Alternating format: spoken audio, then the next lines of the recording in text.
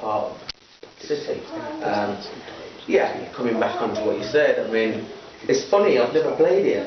You know, I've played to 150,000 people, I've played to audiences across the world, Wow. you know, so arenas, concerts, you know, and I've never played in my hometown, so it's not a dampener. I think they're probably ready for me now, maybe. I don't know. Well, hopefully. I mean, I'm lucky enough to be on. Lucky enough to be on the Godiva committee, not on the committee, but the advisory panel. And I did suggest on a Friday night, why don't we have some sort of how do you pronounce it, melee? Is it going on? And I thought they'd sort of, you know, taken it on board, but obviously they didn't. Right. You know, so hopefully I'll keep plugging, and maybe next year we could do something. Because I think the time is right. Well, the time's probably been right for the last 10 years. You know, but hey, you know, never mind. But have we got into Stereo Nation yet, or are you still Johnny Z? I kind of no. Stereo Nation came about when we had our first top 40. That was in '96. It was, for me, shifting from the name Johnny Z to Stereo Nation was more of a thing about, okay, I've kind of grown out of this and I don't want anybody to have the sort of preconception about, oh, he only does this or he only does that. So the word Stereo Nation, the name Stereo Nation, was more about giving myself a global name as a band. So it was a very conscious thing that I did at the time.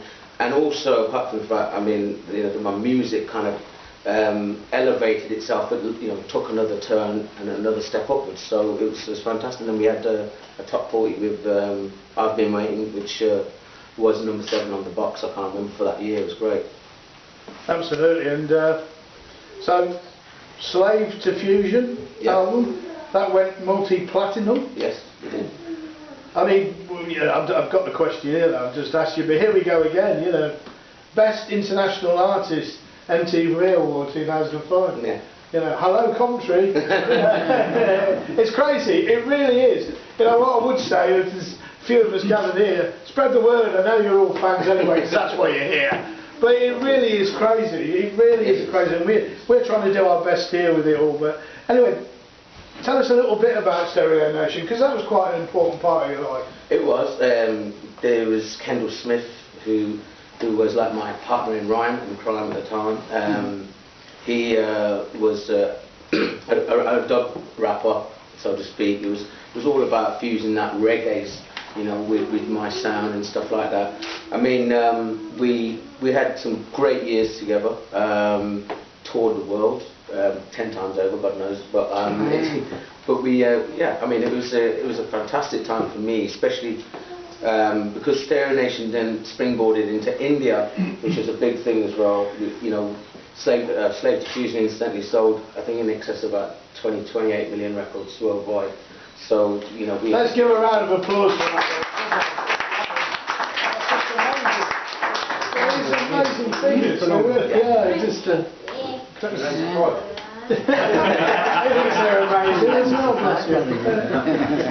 But yeah, and then we toured extensively with that, and then obviously, well, Kendall kind of left the band at that time, and then I just continued the journey to get ever since. You know, we broke down the doors of Bollywood, which was obviously one of my biggest platforms where I was reach. Yeah, I mean, I was the first artist international artist outside of India, so to speak, that broke those doors down, and we had huge success in Bollywood as well. So, well, I was just about to come up to that, but before we get there, I mean, obviously, given the fact that you don't care, you'll experiment with all brands of music, put it all together, mash it up. Yeah. But did you ever feel there was a distinction between what you could do with Stereo Nation and what you could do as Johnny Z? Or was it all pretty much... You know, the funny thing is people still call me Johnny. I mean, you know, my fans, they refuse to call me Taz, they refuse to call me Stereo Nation. People still say, hey Johnny, how you doing? You good? Do I have any regrets about changing the name? No. But in the same breath, you know, I'm very proud of... It's like having two sides of me. So I'm very proud of what I've done on both sides of the fence, so to speak. But, I mean... you know, I think it's all about being content with yourself. You know what I'm trying to say? Because, you know, I'm happy doing what I do and how I do it. You know, with Johnny Z stuff, I think that I wanted to get away from that stigma of because when I first came out on the scene in 1989 and had all these hits, I was labelled the Asian Michael Jackson. So yeah, so that's, you know, and I wanted to get away from that. I didn't want to be labelled as such. I wanted to be myself, my individual self, and that kind of was part of the reason why I changed the name in the first place. To be honest. Oh right, okay. So we've arrived then, Bollywood, right? I mean, you obviously it's known that you've helped a lot of actors out yourself.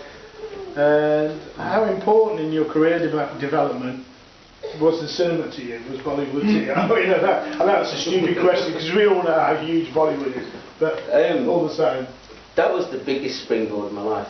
It changed my life completely, in the sense that, you know, your audience is your world. The world is your oyster. I mean, Bollywood is the biggest phenomenon. You know, in respect to even to Hollywood, I mean, it's the biggest audience in the world. You know, cinema, Bollywood cinema.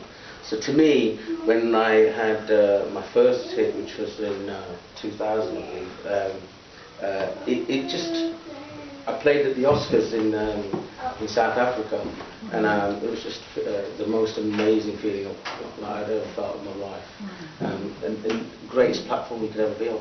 And obviously you've met a lot of people and networked, and so it goes on. But you've acted yourself as well. Yeah. What was that?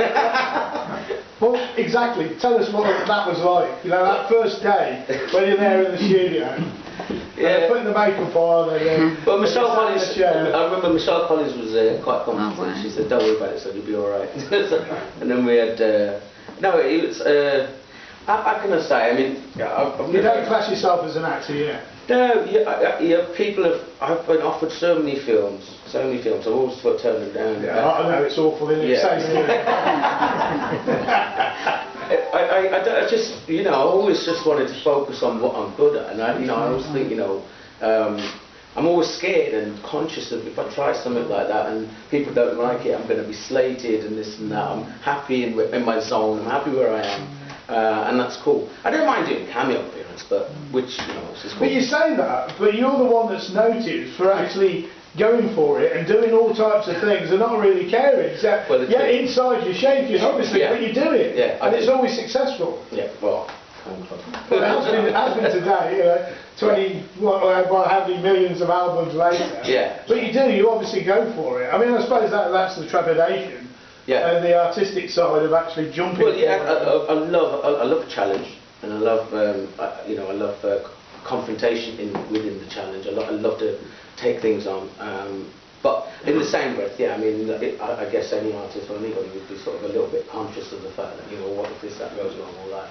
So yeah, I think you're always sort of... Yeah, well, you're always going to think about that, you know, but especially, I suppose, when you are sort of doing stuff, you know, out on the edge a little bit, yeah, and, right, yeah. And pushing the whole thing. I mean, that's the sort of thing, when anybody listens to your albums, that each album is different. They've all got their own identity, which is great to listen to, because obviously you hear a lot of bands and they all tend to sound pretty much the same. Although they've got that theme going through them. But your stuff is every album is like a different adventure. It is. And you can't say where's he going now. Yeah, I think for me that's been the nicest thing about the fans are always, they don't, oh shit, what's he going to do now? We don't know. I mean, I could be on acid trip, or I could be on this trip or that trip.